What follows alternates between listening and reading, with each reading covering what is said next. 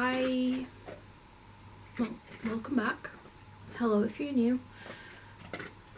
If you can hear some crunching, I have both my dogs in my room, so they're eating and everything, but I decided I wanted to pick up my camera again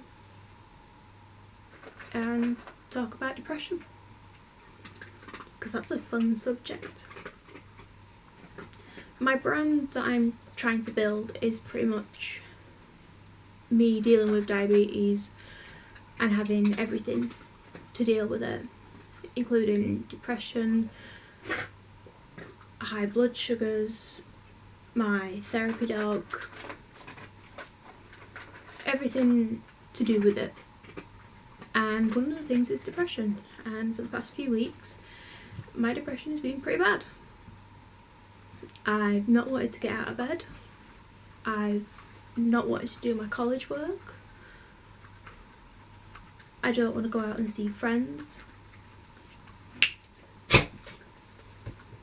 I don't want to take my dog for a walk, so I just let him out in the garden.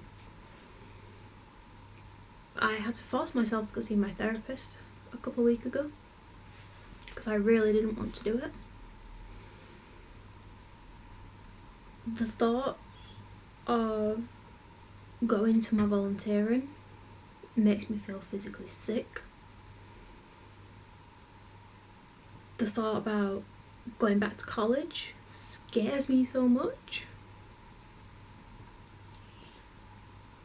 And yeah, I have moments where I'm like, yeah, let's go do this, yeah, woo! And then I feel like the real me comes out, which does affect my diabetes because I don't want to check my blood sugars. I want to eat every sugary thing in sight, and I just want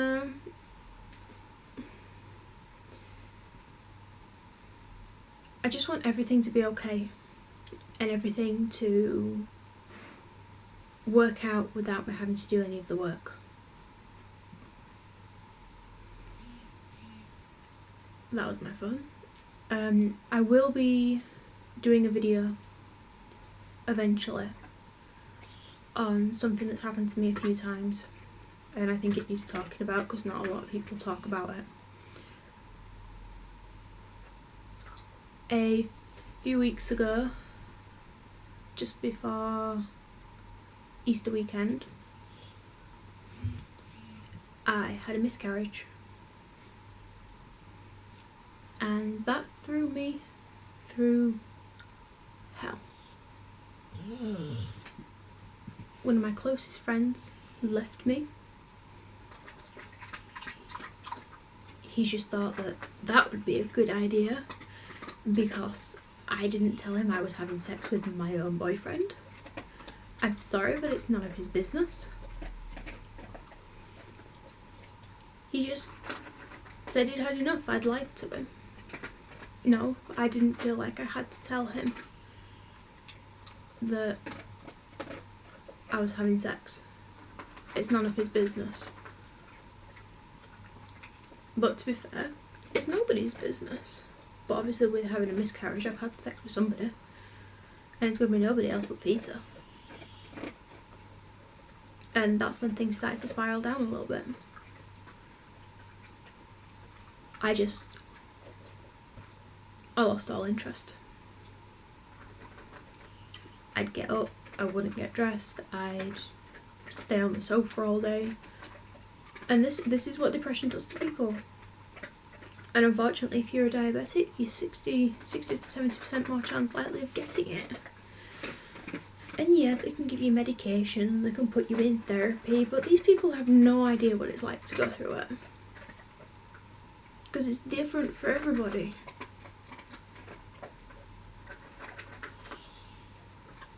It's different for everybody, and people don't understand that. They just think, oh, depression, this is what will deal with it. No. Some days when it's bad, all I have to do is go on my Xbox for a bit, and I'm fine. Other days, whatever's making me feel sad, I can push it to the back of my brain and be like, not to worry. I got this. And when people ask me, are you alright? Yeah, I'm just a bit tired. No, I am not alright.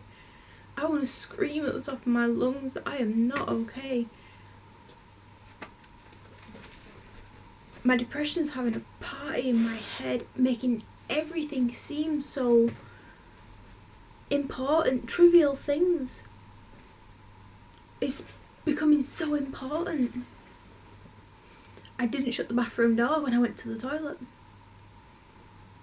It's like I've tried to kill somebody.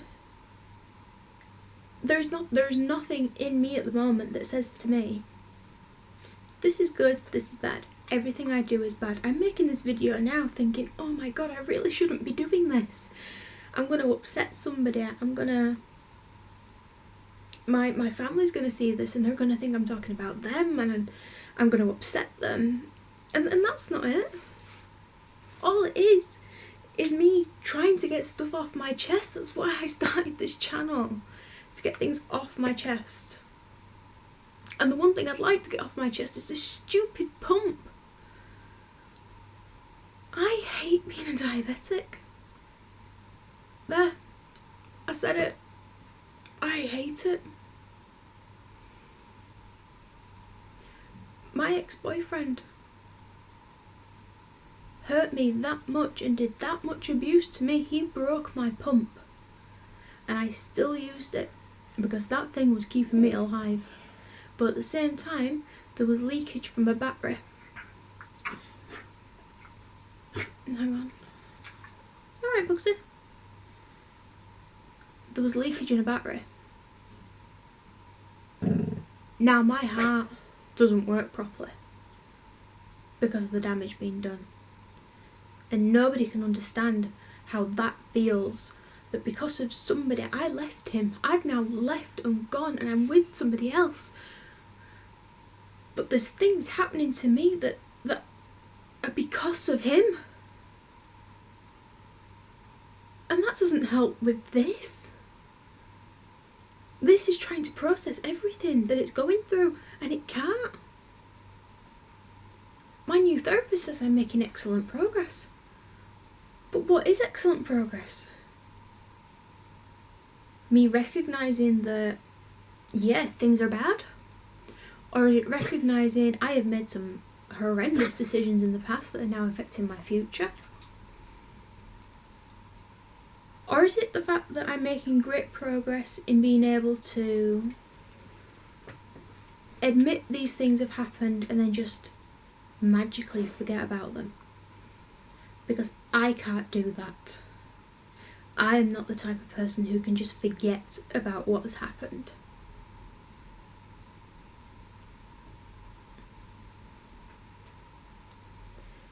I am the type of person who tries to fight but can only fight for so long.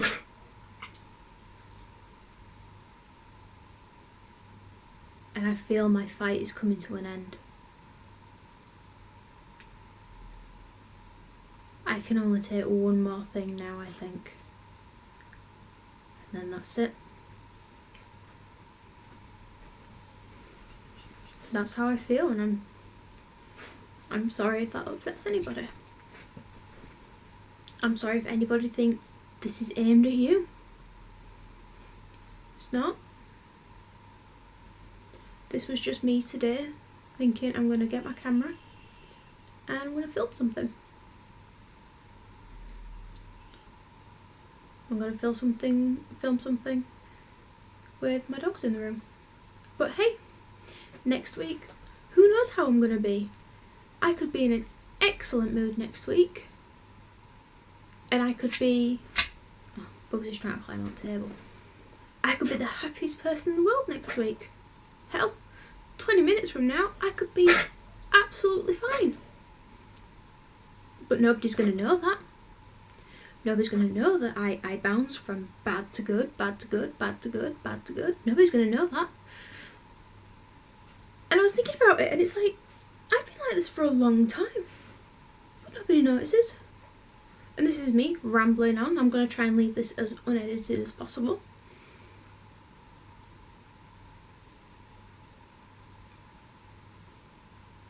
the diabetes and depression is going to be a series on my channel, and we're going to see what kind of journey we go through.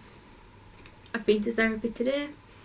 I felt pretty good coming out of therapy. I did. I felt pretty darn good. And then what happened was I went to my volunteering job. I started to do my work, and then all of a sudden I felt like I had a spike through the chest because of the damage my ex did.